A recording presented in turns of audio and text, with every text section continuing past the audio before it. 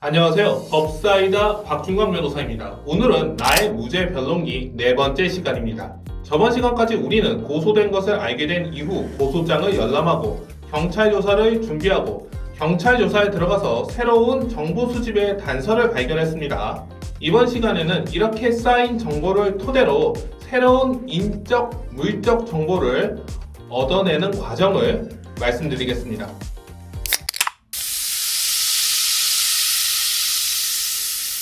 첫 번째 조사 이후 우리는 사건이 발생한 모텔을 방문합니다. 방문해서 보니 이 모텔은 카드로 출입을 하는 모텔이었습니다.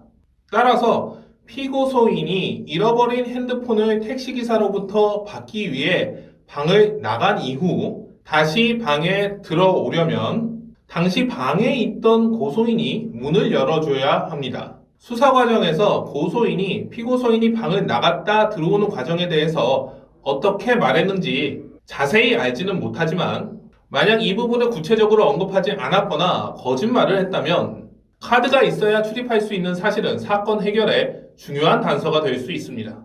그날 3차로 갔던 호프집도 방문을 했는데요. 안타깝게도 1년 전 영수증은 확인할 수가 없었습니다. 하지만 기본적으로 가장 저렴한 안주가 15,000원서부터이고 술은 맥주, 소주 모두 4,000원이라는 사실을 알게 되었습니다. 나중에 보면 알겠지만 이 사실은 검찰 수사를 받을 때는 그닥 큰 도움이 되지는 않습니다. 하지만 증인신문을 할 때에는 매우 유용하게 쓰입니다. 우리는 경찰 조사를 받으면서 사건 당일 술자리에 있었던 B씨가 고소인의 편에 선 것을 확인하였는데요. 그래서 저는 A양에게 전화를 걸어서 사건 당일 무슨 일이 있었는지 들어보았습니다. 1년 이상 지난 일이라 A양은 기억이 가물가물했는데요. 그래도 사건 당일 1차에서 고소인 김씨가 술을 거의 마시지 않았다는 것, 3명이 삼겹살 집을 가서 더치페이로 10,000원 정도를 부담한 것 같다는 진술을 들었습니다. 친구와 아내에게 배신을 당한 E씨에게도 전화를 걸었는데요. E씨는 전화를 받지 않았습니다. 친구 E씨의 어머니 전화번호도 알고 있어서 어머니에게 전화를 드리니 어머니는 전화를 받으셨습니다. 당연한 얘기지만 좋아하시지는 않으셨고요. 어머니는 어디 니들 둘이 싸우는 걸 한번 보자. 아무래도 여자인 며느리가 더 유리할 것 같은데 며느리도 괘씸하지만 아들 친구도 괘씸하다는 뉘앙스를 풍기셨습니다. 저는 네네 하면서 어머님 말씀을 들었습니다. 어머니는 얼마나 기가 막히고 코가 막힌 상황인지 말씀을 하면서 며느리나 아들 친구놈이나 천벌을 받을 것이라고 말씀을 하셨습니다. 저는 계속 들었습니다. 어쩔 수 없죠. 그 와중에 남편 E씨가 아내 김씨에게 이혼을 청구한 것이 아니라 혼인 취소를 청구하였고 이와 동시에 위자료 3,000만 원을 청구했다는 사실을 알게 되었습니다. 성범죄 수사에 들어가게 되면 경찰이나 검찰이 항상 물어보는 질문 중에 하나가 이겁니다. 내 말대로 고소인이 거짓말을 하고 있다면 도대체 무슨 이유로 고소인이 거짓말을 하는 것이냐 라고 물어봅니다. 여기에 돈 때문이다, 복수하고 싶어서다 라고 여러 가지 이유를 댈 수 있지만 이게 증거를 대지 않으면 결국 추측에 불과한 것입니다.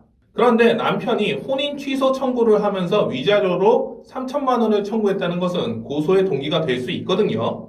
이렇게 전화를 통해서 유의미한 정보를 수집하고 중요한 사람들과 인간관계를 좋게 유지하는 것도 변호사가 해야 될 일 중에 하나입니다. 특히 남편 E씨의 어머니에게 공을 들였는데요.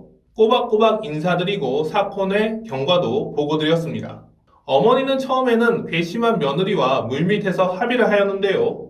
나중에 며느리가 합의를 이행하지 않자 저에게 전화를 하셔서 며느리와 합의한 내용을 알려주셨습니다. 이 역시 증인신문에서 매우 중요한 단서로 사용됩니다. 사건 발생 장소에 가서 증거를 확보하는 모습을 말씀드리고 사건 관련자들에게 전화를 해서 중요한 단서를 확보하는 모습을 보여드렸는데요. 실제 과정은 이보다 더 어렵고 시간과 공이 많이 들어가겠죠. 특히 첫 번째 조사 이후 고소인은 자신의 어머니와 변호사를 통해서 합의 의사를 타진하였습니다.